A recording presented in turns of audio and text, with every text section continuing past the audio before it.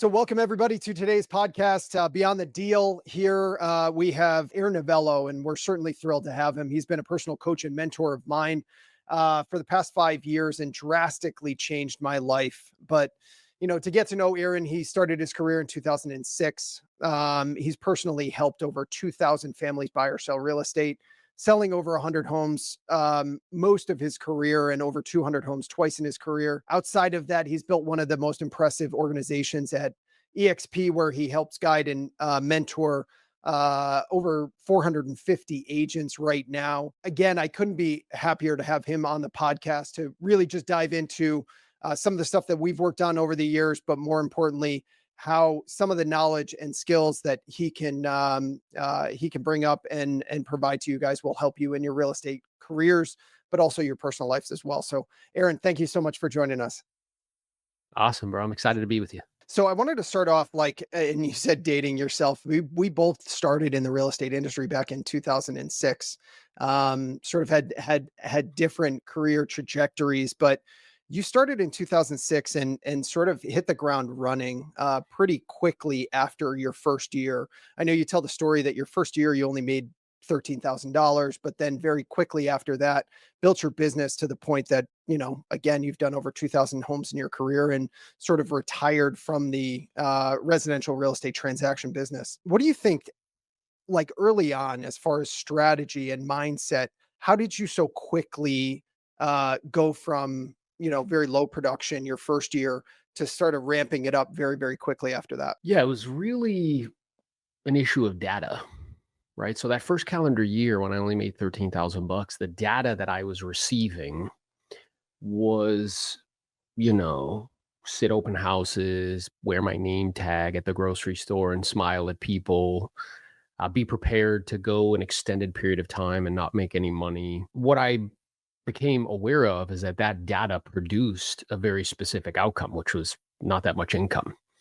And then I got proximity, right? Because proximity is power, to a guide who was able to point out to me and show me what was actually worth stacking top of, right? What this business was all about, and that the money wasn't in the service, it was actually in the selling of the service, right? So, all of your listeners, we all have a real estate license. I imagine the vast majority of people who listen and watch. And that allows us to perform the same service. At the same time, we all don't make the same amount of money. And the question is why? It's like, well, some people know how to sell the service better than others. So once I became aware of that, then chose to stack time on top of learning how to sell the service, right? Began to role play twice a day, 6 days a week, hand write out scripts, record myself doing presentations. And that allowed me to kind of ramp up that learning curve in terms of selling and the skill of selling. And then also another key mental map that was important is at that beginning stage, I was just kind of working with any business. Didn't matter what it was, whether it was a rental, primarily, working with buyers, maybe a listing here or there. It wasn't concentrated a focused effort, because when you are smart, hardworking, and ambitious, the challenge is trying to figure out what's worth stacking time on top of. And another key mental map was that all the leverage is on the listing side. With that, I made a conscious, purposeful, intentional decision to focus all of my time and energy. So those two combined really allowed me to begin to produce. So after that first calendar year, made about 115,000 the second year. And then every year after that, it was about 25 to 30% increase. And if you do that, you double your income every 4 or 5 years. Took me 5 years to get up to 100 transactions. As you start to do more deals, there's some more specialized knowledge you need to learn in terms of systems, processes, and procedures. But I would suggest that those two key mental maps were critical in that ramp up in transaction volume. Now, when you talk about proximity to the right people, how did you determine, like, how did you come across the right people at that time to give you that data and that knowledge that that you used and started to implement? Like, how did you know you were in the right spot at that Yeah, point? that's a good question. So I had the broker manager at the time. He said something to me which was pretty interesting. I was in his office, and I was very, very ambitious and had very big goals and objectives. He recognized that. I think he also recognized, to his credit, that he wasn't really equipped to help me or serve me in the way that really I needed, right? A guide to be at the time. And he just said to me, like, hey, if you really want to accomplish what you want to accomplish, you should probably consider start attending events that can give you the type of information that will really equip you to, achieve what you want in the real estate space. And to his credit, I mean, that was very helpful or useful information. So then I started to really seek out a guide, right? Somebody who had a consistent track record of producing favorable outcomes. And I think the other thing that was very helpful or useful is like when deciding a guide, right? There's a few things that you want to look at. The first is do they have a demonstrated track record of producing outcomes? The reason is because if they've consistently produced an outcome over an extended period of time, underneath it, that means that there's a system. And if there's a system, they can teach it to you. I think our industry is full of individuals. We live in a world where you don't have to be competent to be famous or to be known. So, the tendency is to put a lot of people on panels and like, ooh and ah, and this and that, when we actually don't know what's underneath that, right? Mm. So that's the first thing that I would propose or suggest in terms of seeking out a guide. The second is I never want to take advice from somebody who doesn't have the life that I want already, right? So kind of looking underneath the hood and being like, okay, has this person accomplished long term? Do they have a demonstrated track record of good judgment over time? Yeah. And then the third thing I would propose is like, what do they have me saying and doing? And is that okay? Is that in alignment with the person that I want to become? Because we have to be very careful of who we become in pursuit of the thing that we actually want. Because the person that we become will either make us very happy or very sad, right? So that's another consideration. It's critical to seek out a guide because despite being intellectually capable or despite having a lot of ambition and hardworking, the test that you take to get a license has nothing to do with actually making money, like at all. Yeah, that's what I would propose or suggest in terms of like seeking out that guide. Do you think it's easier or harder these days to find the right guide? I mean, back in the day, there was probably a consolidation. It wasn't as easy. There wasn't as many guides out there as there are today. And sometimes it's almost like a paralysis by too much information or too many options. Do you feel like that? I know you just sort of laid out the mental map of how to choose the guide. Do you think that obviously still rings true today? Do you think it's harder for the average agent to find the right proximity or Because of media, we now have the capacity to spend time with somebody in the digital world to get to know them in a parasocial way and get Mhm. to kind of be exposed to their thinking, what it is that they're teaching, and is that in alignment again with my values? And do I see this to be, truth and helpful? Right? Is this person a guide that I believe can help me to solve my problems? So I think where people get stuck, to your point, yes, you have way more access than we did previously. It's a pretty remarkable time to be alive. I think a lot of agents fall under the false misperception that like I can just go to like YouTube University and that'll be enough. Mm, And I think the purpose of learning, we always have to remember the purpose of learning. The purpose of learning is doing. So you want to learn about the thing so you can learn to do the thing and then actually do the thing. So yep. if I'm not doing the thing, I haven't actually learned anything. So, you can consume content and data, decide over time, is this individual somebody that their values are aligned with mine? Do I agree with what it is that they're teaching? Have I seen it work in my life? I had a guy reach out to me via media. He was like, yeah, dude, I watched 100 hours of your content in the last 90 days. I'm like, great. He's like, yeah, I listened to your listing presentation over and over again. And I went on a $1.5 million listing, took the listing and sold it. And then you can say like, okay, this person's probably a guy that I want to get closer proximity to. But then making that connection that just access to the data and the content is not enough, that you want to get proximity in terms of like a community or in terms of, maybe perhaps like a coaching relationship, because that's where you get accountability. That's where you get, really access at a higher level to their thinking structure, Mm, because information, we're awash with information these days. But like if we are sitting in a room right now, I'm like, okay, how many people know that if you consume less calories than you burn, you will lose weight? Like everybody, does anybody need like a master's degree in nutrition to know that? No. right. Well, how Pretty good? basic. Yeah, but how good does that information do most people? Right. Not that Everybody great. knows it. Nobody uses it. Right. The same with like, How many people know that if you live within your means, make more money, store and invest the difference, you'll build wealth over time? Yep. I don't think you need a PhD in economics to figure that out. At the same time, it doesn't really do a lot of people a lot of good, right? So, yes, people have more access to guides, and over time, you can decide which one you want to spend more time with and get proximity to, but then making that next step, which is to actually get in proximity to them. Well, it's been interesting to watch you because we've known each other, around 5 years or so, and it's been interesting to watch your transformation in media.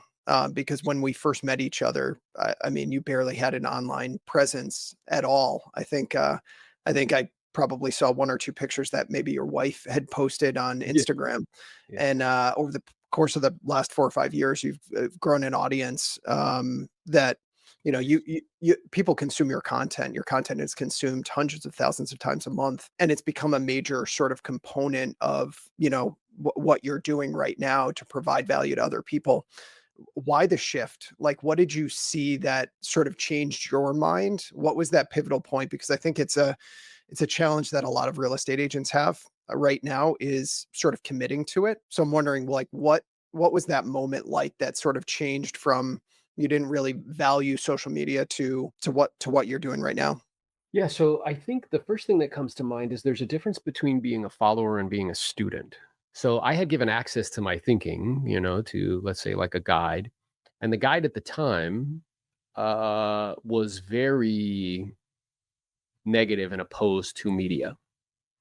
And because I had used information that that guide had given me and it produced favorable outcomes, we can get under the kind of error in thinking, which is that they get like a halo effect. So, like everything they say must be good. Yeah. So that was the first thing. And I think a really like the highest form of intelligence is like a willingness to change your mind and ultimately getting what you want. Mhm. And so I began to hear that and for a long time just push it away. But then, if you want to produce really favorable outcomes, Tony Robbins tells us there's a couple things that are required. The first is the ability to recognize patterns. So I started to look around in the world that we live in today, and I'm watching people like, the Kardashians turn attention into billions of dollars. I'm watching Jake and Paul, Logan, the brothers, right?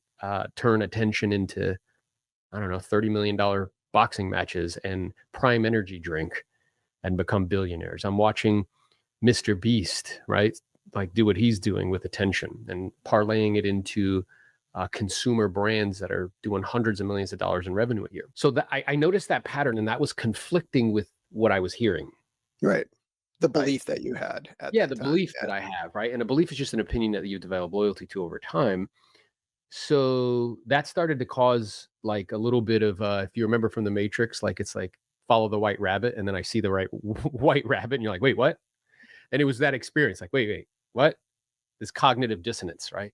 What I Yep. believe smashing up against something I'm seeing that is actually true in the marketplace. And then I read a book, and the book was it's the Almanac of Naval Ravikant, and it sounds like it came from like a cave somewhere in the middle of nowhere. But that's not actually what's true. Naval is a very successful, internet kind of technology entrepreneur in Silicon Valley. He's had multiple exits. The book is broken down into two sections. The first is about building wealth, and the second is about, like happiness. But in the first section of the book, it's rare that you read something where, at least for me anyway, and I'm not suggesting like, I know everything. I've just, I read a lot. And usually information is recycled. You know what I mean? Like Yeah. truth is truth is truth. And somebody just says it in a different way. You know what I'm saying? Like it's packaged in a different way, but it's not necessarily new. Well, this book, I heard something that I'd never heard before. And it really melted my brain. Like I had to really stop and think. And it's probably one of the mental maps that have changed my life the most over the last 4 years. Truly, it's been the foundation of everything I've been doing since I read it. And he talks about that there's four different forms of leverage. The lowest form of leverage is labor, which is where we have people working with us or for us. Maybe if you have a team or something of that nature. And it's better than having no leverage. But the problem is that, people get tired, they quit, they get sick, they want more splits, like whatever, right? but it's better than no leverage. And then there's another form of leverage, which is capital, which is money. So if me and you invest money into apartment building and a syndication, the reason why that's superior than labor is that it works 24 hours a day, 7 days a week, never gets tired, never quits, never wants more splits, right? But there's these two new forms of leverage that are new over the last 30 years. And the people that are using them have become the most wealthiest people on the planet. And they're actually more powerful than the first two. And the first one is media. And it's like, well, why is media actually more valuable than money? Why is attention more valuable than money? That's a very interesting concept. Well, if you think about money, if me and you invested in an apartment building, it works there 24 hours a day, 7 days a week, but it's isolated. It's restricted in where it can work. It can only work in the apartment building. Well, attention, media works 24 hours a day, 7 days a week, anywhere on planet Earth. It's not restricted. So if that's what's true, which again, when you match that with the pattern of what we're seeing, how people are using attention, it's like, oh, I should be willing to trade money for attention all day long because attention's more valuable. And then the highest form is code or software, right? And if we look around us, like code, Larry Ellison, Oracle, code, Zuckerberg, code, Elon with PayPal, and even Tesla, code, like Bezos is code. The highest form of leverage has produced the most wealth. And right underneath that is media. And you see all these media personalities with lots of attention, creating huge amounts of wealth, right? Once those clicked, I recognized, oh, this is a thing. So then I went down a path of, again, what I do when I always don't know something is I found somebody who was world-class at it. This person had multiple different companies doing $1 million a month in revenue, and their primary client acquisition channel was media. And I paid to get access to them, which is perfectly okay. And it's immature to imagine that they would give you access otherwise because they don't need your coffee money, I promise, or your lunch money. And for a year, my content creators were on calls with their content creators. We just sucked everything out of their brains. And what that ended up producing over time is last year, just on YouTube, we had 1.8 million views on YouTube, 72,000 hours worth of watch time. Now, every 90 days between Meta and YouTube, we receive about 1 million views. That just allows us to reach more people and to add more value to more people. Because I think the best way to show somebody you can help them is to help them for free. That's great. And so that really comes down to mindset too. And I know we've worked extensively on mindset over the years, coaching together. And I'm curious, like, because you coach so many people, you have a large organization here at EXP, you come across a lot of agents, and I'm sure a lot of mental roadblocks. What do you think the most common mental roadblock for agents is right now in real estate? And how do you help them focus on what's important to stay resilient? Yeah, so I think the environment that we're in right now is something that's relatively new to most agents.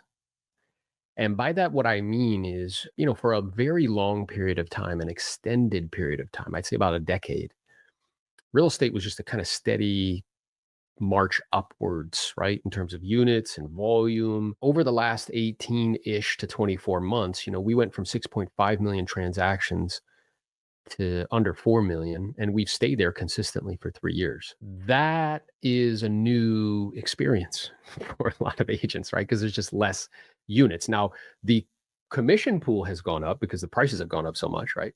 At the same time, there's just less units. There's less deals to go around. So as such, we have to remember that business is just strategy and people. So I'll say that again, not because people didn't hear me, but because it's just important. Business is just strategy and people. And what I see happening is an unwillingness to pivot and change strategy, right? Because money has an addictive quality, and because of it, we get addicted to the way that we receive it. So if something worked in the past, we also have this quirk in thinking. It's called resulting, which is where it's like, oh, this worked once. That means it's always going to work.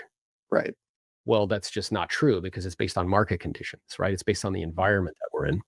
So the pivot that I see agents needing to make right now is the following. The first is there's only 4 ways to increase business. And everybody teaches the same ones because there's only 4. I don't care if it's Tony Robbins, Myron Golden. Like, number 1 is increase leads. Number 2 is to increase conversion. Number 3 is ascension. So meaning, like, if you sell somebody a primary residence, then you help them to build a real estate portfolio, or you sell them a second home or investment property. And then number 4 is retention. You keep them for longer, Yep. right? So you get more repeat and referral business. And the primary one that agents need to be focused on right now, due to market dynamics, is number one and number two. So it's increasing leads. And then the second is conversion of those leads, Mhm. right? So to increase leads, though, we're going to have to do things we've never done before. We're going to have to learn different skills we've never learned before. And that's the resistance. Like, that's the internal friction, is this kind of desire and hope and wish and prayer to the real estate gods that, like, I could just keep doing what I'm doing and it'll be okay. And that's just, hope is a beautiful word, but it's a terrible business strategy, right? So lead sources that I see are working right now is like, now we have to make data-driven decision around lead sources, because now we have the data. So when me and you were coming up, we didn't have data. Mm. Now you actually have data. So I know. So like the question is okay, wouldn't it make logical sense that if I have data at my disposal, that I would want to spend the time, if I'm going to spend the time marketing or prospecting to a group or a lead source, wouldn't I want that lead source to have a high density of motivated qualified sellers? The answer is yeah. I mean, that's just like a no-brainer, right? Well, those are things that are like life events, right? Death, divorce, job relocation, moving to assisted living facilities. For me personally, it was probate.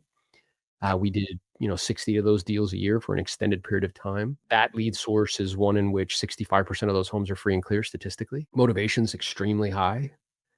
And the second largest group of humans, like cohort in the United States behind millennials, is baby boomers. And they're an average age of 65 or older. So question is that going to be a plentiful source of motivated qualified sellers moving forward? The answer is yes. That requires you learning a new form of specialized knowledge, learning where to get the data, learning that conversation, you're right. It requires something new. So the thing that mentally everybody needs to just accept is that you don't get more because you want more. You get more because you become more. Mm. Right. So it's like, am I in the process of becoming? If I'm not doing the deals that I want over the last 18 to 24 months, have I done anything differently in terms of lead sources? Right. Yeah. And then the second is with conversion, is just understanding product knowledge. Right. So I think that a lot of us agents, due to kind of these guidance or coaches or gurus in the space that have basically been saying the same thing for 50 years, just recycling it. Right. Yep. We've been pigeonholed in our thinking. So we think like the only way that we can help somebody is by listing their home and selling it, or helping them buy, when there's actually this whole other product knowledge around the creative side of real estate: cash offers, wholesales, novation, sub two. If we learned, would allow us to add more value to consumers and thus do more deals. Yep. Right. So the individuals that are adopting this kind of strategy and mental map in the organization or with coaching clients, like, they're having their best years ever because they've pivoted strategically. Yeah, I think those are really like what I'm seeing happening in the marketplace. Oh, and then the third thing would be is like, in terms of skill sets, most agents over the last 5 years haven't had to be really good at presenting price. Yep. They take the credit for like, oh, it sold for this. It had nothing to do with you. It's just market dynamics, right? They've never had to be good at getting price adjustments, and that's creating an issue, right? They have never had the preponderance, the majority of the offers coming in less than the asking price. And then during inspections, them asking for something. Yep. So these are skill sets. Or even having an inspection to begin with. Yeah, or even one to begin with. That's exactly right. So these are all skill sets that they don't possess, or if they did, they've become weak and flabby. Mm-hmm. Right. So we need to be adapting to the marketplace. So for the last 5 or 6 months, because I saw this coming, me and Jose on our live streams, all we've been equipping people is, hey, how to have the price adjustment conversation, how to frame the conversation around price, right? Because now sellers are still imagining it's, 18 months ago, and buyers, think it's 2008. So how to frame that conversation prior to delivering the message, right? How to do a honeymoon period for listings, because most agents who have listed properties, they would never have to talk to the seller because they'd put on the market, get an offer, like, great. They've never had to like talk to them for 90 to 120 days. Right. Right. So like, what does that honeymoon period look like? What does that servicing of the listing look like? When people don't get what they want, because what I've shared with people is like, okay, well, how do children behave when they don't get what they want? They have an adult temper tantrum, right? So learning how to manage that.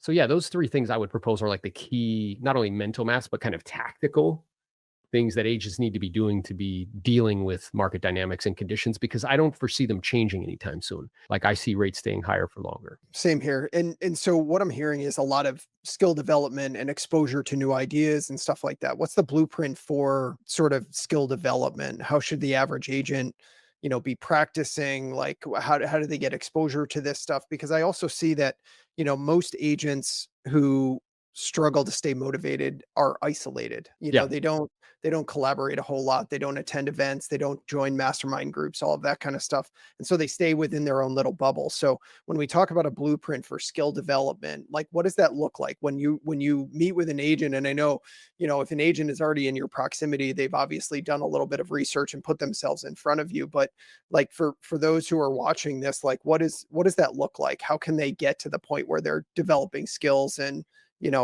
staying motivated? Again, fundamentally from a mental map perspective, doctors have stethoscopes and syringes. Carpenters have hammers and nails. As salespeople, this is our instrument. So fine tuning that, viewing this as a craft, no different than playing the violin at an expert level, no different than a surgeon, performing surgery at like at a masterful level. So that's the belief behind it, right? And then the next step is to recognize that like it's a skill, and as a skill implies that you can learn it, but it also implies practice. It is unrealistic and immature to imagine that if you don't spend time doing something consistently and regularly, you'll get good at it. Like for anybody who's listening, imagine if you have a child or a niece or a nephew and they came to you and said, "Hey, I want to get better at soccer," and they sit on the couch all day long. What would be your guidance to them? What would be your recommendation to them, right? And we're no Right. different in terms of the skill set. So I think community is really, really powerful because it actually causes you to want to conform to the community or the group versus depending solely on your willpower. So like in other words, if you're in a group of people that are role playing all the time and are hard charging and are ambitious and are working on their skills, as you're in that group, you'll want to conform to the group, right? Versus if you're all isolated by yourself trying to do it on your own. So I would find a really good group, whether it's us or somebody else, do it. So I have a school community. It's free. We don't charge any money for it. In there, you get access to our calendar. I do a role play with Jose. Between me and Jose, we sold 3,000 homes in our career. And we role play live where you can hop on that call, you can ask questions, you can role play, and then me and him give you feedback live. That would be a really good place to start. And then recognize that like that is entry level. I had this conversation with my son recently who, he's playing soccer and he's playing travel soccer. I'm going to say something to you though, and my intention isn't to be negative. It's not to dissuade you in any way. It's just to give you an accurate assessment of reality. If you want to play in college or professionally, would you say that what you're doing from a conditioning perspective, from a work on top of practice, outside of practice, is enough to accomplish that? And he said no right away. In our business, there was a time where there was 20,000 agents in the multiple listing service here in Southeast Florida, and only 100 of them, myself included, did more than 20 million in volume. That means you have 100 people chasing, or 20,000 people chasing 100 jobs. What do you do when everybody wants what you want? Like you got to outwork them, right? So like Right. what does my schedule look like? What does my practice schedule look like? Is it in alignment with that goal and objective? Because if not, I'm daydreaming. So Yeah. separate from a community that you can jump on and role play and get guidance from, what I would also suggest is that's like the barrier to entry. On top of that, what I'd be doing is chanting scripts out loud. I used to stand in my office and be like, "Hi, I was called up the homeless for self industries. It's great. My name's I'm a local real estate. I'm sure figured it out by now. Your home, like right out loud as fast as I could, 10 Yep. times. I would also, I started to role play twice a day, 6 days a week, right? Which How if long you did you do, do that? 3 years in a row, Yeah.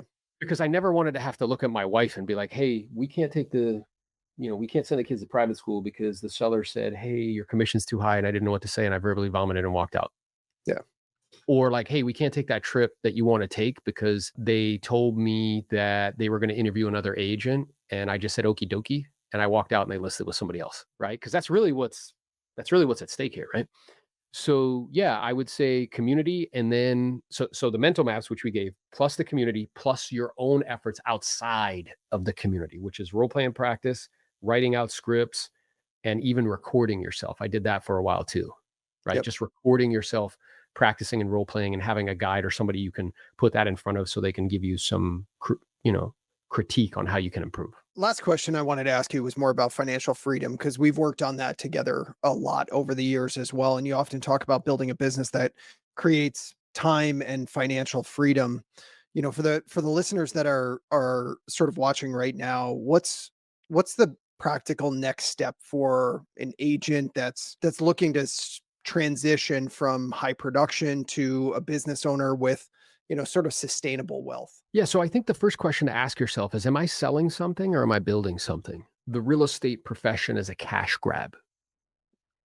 They basically look to increase their production and volume to make more money so they can rip out as much cash as they can to fund an ever increasing lifestyle. The And that's the problem with that, important part, the ever increasing lifestyle. yeah, the ever increasing lifestyle. And the problem with that is that it really creates like golden handcuffs where you have nice stuff at the same time. Unfortunately, the rule in our business, not the exception, is that the people that you see with nice stuff or the people that you see on stage more often than not don't actually have like assets and don't actually have time freedom and location freedom. They have to sell real estate on up into their, later years in life. I think that's the first question, right? Am I selling something or am I building something? The second question to ask yourself is, what am I actually optimizing for? Right? Because we have two choices there. One is I'm optimizing for status and comfort. The second is I'm optimizing for time freedom and location freedom. Those two have completely different paths. Yeah. And they lead completely different destinations because I believe, are diligent and intentional and purposeful and a good steward of resources and live below your means and resist lifestyle inflation, within probably 15 to 20 years, you could be at a place where housing, transportation, food, and insurance is covered by investments. And that's what eats up most people's money. And then you're actually at a place where you no longer have to work for money if you don't choose to. I think, yeah, again, first, what am I am I selling something or am I building something? The second is am I optimizing for comfort and convenience or am I optimizing for time freedom and location freedom? And then the third is recognizing what vehicles you have at your disposal that can help you to accomplish that time freedom and location freedom as fast as possible. So that could be investment vehicles and different assets that you have at your disposal to accomplish that.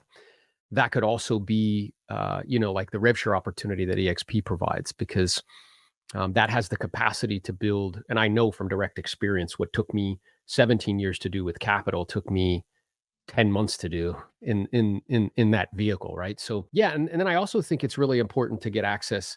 I think a lot of people who are listening to this, or perhaps will listen to it later, who bump into the material. I think for most part, most agents are smart, hardworking, and ambitious. They have all the ingredients to make a chocolate cake, but all they need is a chef who can show them how to put those ingredients into a particular configuration.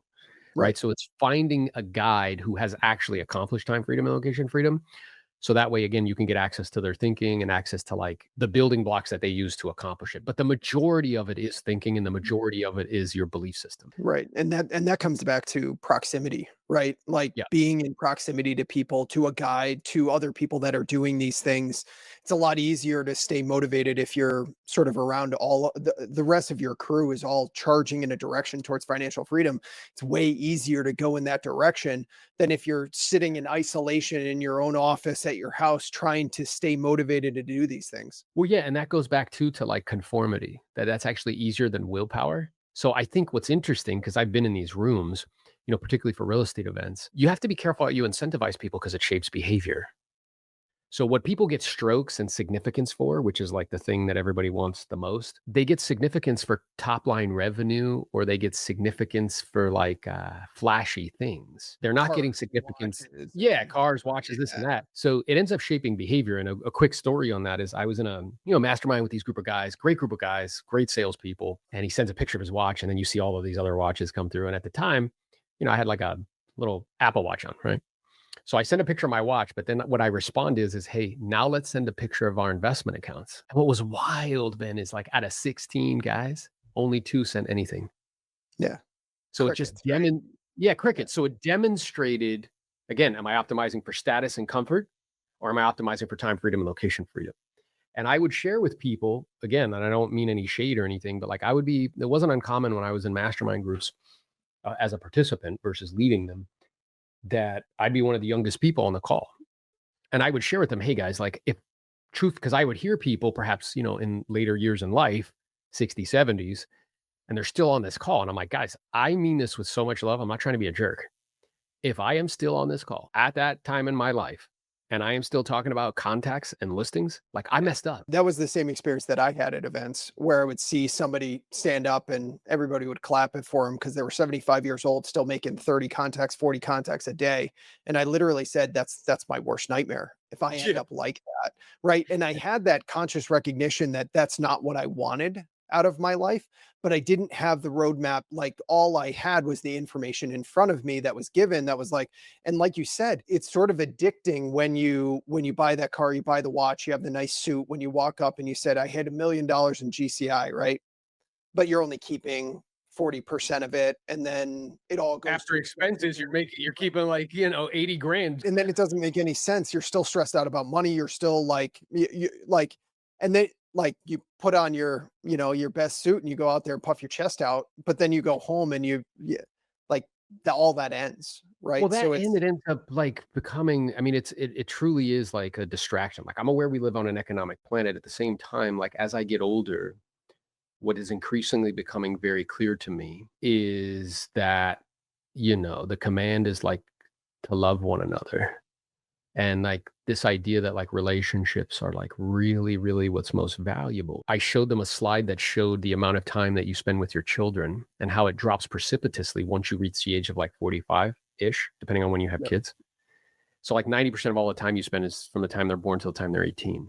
Yeah. Well, that's usually when people in their 40s, they're still working and they're working through that whole thing, right? What was also interesting is the time that you spend with family, just like general family, right?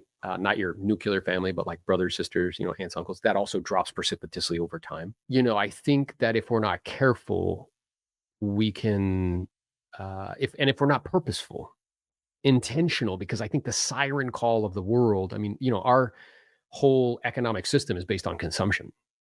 So we're constantly being kind of pushed to consume, right? And I don't think that that's bad because I'm a capitalist at heart. At the same time, like we still have to be like intentional. The people that I find that have produced the most favorable outcomes, they didn't like just step in it. right. It was very thought out, very mindful, very purposeful. I mean, you were at that first Freedom Builders event, the mastermind that we did, and that was really legendary. If you remember that workout on the beach, bro, that was so cool. Awesome. There's actually the pictures right over there. But anyway, and you saw me start to map this out. I'm like, hey, here's what I'm thinking, and here's how I'm going to do it. Right. So it was like super intentional, super purposeful. I think that if we are mindful, we can reclaim a lot of time so we can pour into these areas, whether it's our faith, whether it's our family, whether it's our bodies, right? These are all things that we sacrifice in the Right. pursuit of, status, let's say. And most people do it and continue to do it without ever recognizing the cost of what it Yeah, is. unfortunately, until it's probably too late. Right. Kids are Yeah. gone, health is gone, the marriage is gone. Like we wait until that moment and then we're like, how did we ever get here?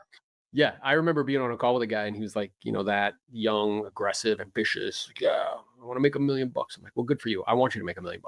Let me ask you a question though. He's like, yeah. I'm like, all right, well, what if you made $1 million, but you ended up divorced and somebody else raised your kids? Mhm. You still successful? And he was like, you're watching like his brain start to scramble, right? And again, like this is important that we're just thoughtful because I know to get anything off the ground, it's going to take a lot of time. Like I get that. And I've certainly experienced that in my life. At the same time, what I've also learned is based on my understanding of leverage. We don't live in a world of rich and poor. We don't live in a world of haves and have nots. We live in a world of people who have leverage and people who don't. Mhm. We're constrained by our understanding or lack of understanding of leverage.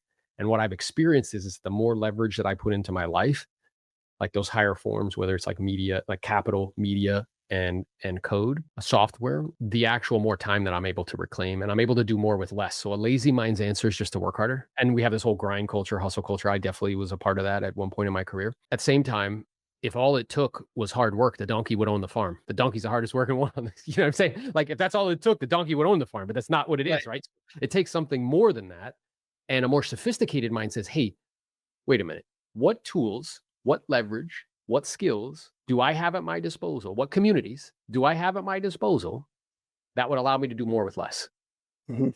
And that's really what we're talking about here. That's a perfect way to end it because obviously on September 18th, you're coming up to the greater Boston area to speak at the event that we're having in Norwood. It's going to be an outstanding time, and we're super excited about it. But this is the opportunity that I've been talking to a lot of agents locally about when we talk about mental roadmaps and proximity and collaboration and kind of putting yourself in the right situation to even start this whole process. You've got to start somewhere and you've got to start exploring who really inspires you. Is it guys like Aaron or myself, or is it I don't even really care who it is. But if Yeah. if this event is the opportunity that will allow you to either get perspective that somebody else is a better guide for you, or whatever sort of value you can take away, this is one of those unique events that I think is going to be truly powerful for the people that are there. So we're excited to have you come up and spend the day with us, and I know everybody's going to be super excited to see you as well. So look forward to seeing you up on the 18th. And just tell everybody where can they find you if they want to consume more of your content. Yeah, so I am equally as excited to spend some time with you and your wife and the kids. And yeah, my experiences is we're all one relationship away from changing our family tree for the rest of our life. I've had about 5 of those relationships in my life and counting. Leadership in the organization, our intention is to be that relationship for as many people as possible. A lot of those relationships for me, I met them via an event. I put a lot of content on YouTube, so just at Aaron Novello on YouTube. And also just let me know if it's been helpful or useful to you in some way, because that's why we created. Awesome. Thank you. I appreciate you joining us. Yeah, appreciate you, brother. Thanks, man.